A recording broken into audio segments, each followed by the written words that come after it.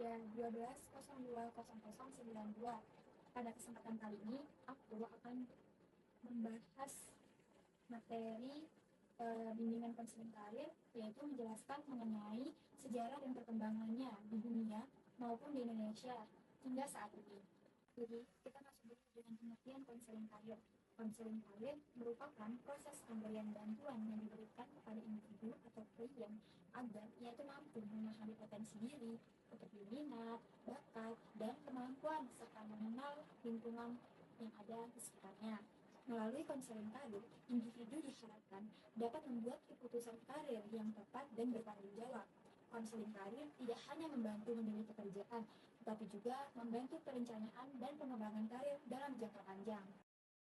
Sejarah konseling karir di dunia.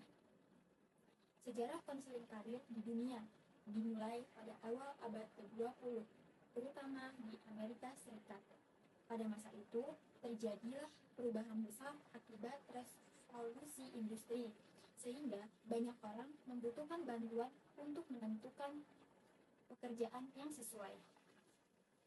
Jadi, tokoh yang sangat berperan dalam perkembangan konseling karir adalah Frank Person. Ia dikenal sebagai bapak bimbingan konseling karir. Frank Person itu memperkenalkan konsep bahwa pemilihan karir harus didasarkan pada pemahaman diri, pengetahuan tentang dunia kerja, serta kemampuan mengambil keputusan secara rasional. Oke, contoh, pada masa itu kan banyak nih pekerja yang berpindah dari desa ke kota, yang mana mereka ingin bekerja di pabrik-pabrik yang ada di sana. Nah, jadi konseling karir ini hadir untuk membantu mereka memilih pekerjaan yang sesuai dengan kemampuan dan potensi yang mereka miliki. Lalu, seiring berjalannya waktu, konseling karir mengalami perkembangan yang cukup pesat. Yang pada awalnya, konseling karir lebih menekankan pada penggunaan tes dan kemampuan kerja. Namun, perkembangan selanjutnya menunjukkan bahwa karir merupakan proses panjang kehidupan. Oleh karena itu, berbagai macam teori-teori yang ada pada konseling karir. Contohnya teori Donald S. Super yang menekankan perkembangan karir sepanjang rentang kehidupan. Selanjutnya ada teori John Holland yang menekankan kesesuaian kepribadian dengan lingkungan kerja. Dan juga ada teori dari Mark Elsavitas yang menekankan konseling karir dan kompetensi karir individu.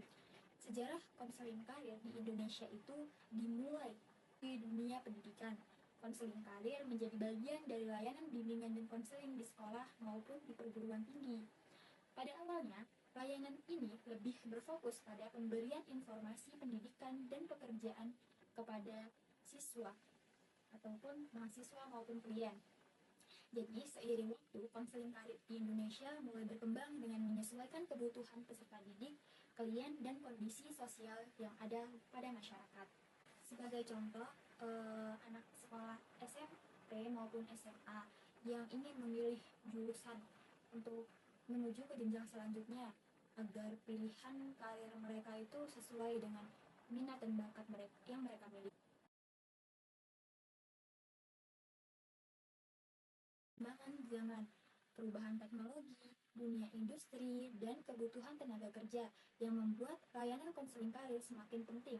Saat ini, konseling karir tidak hanya diberikan kepada siswa sekolah, tetapi juga kepada mahasiswa, pencari kerja, dan juga masyarakat umum.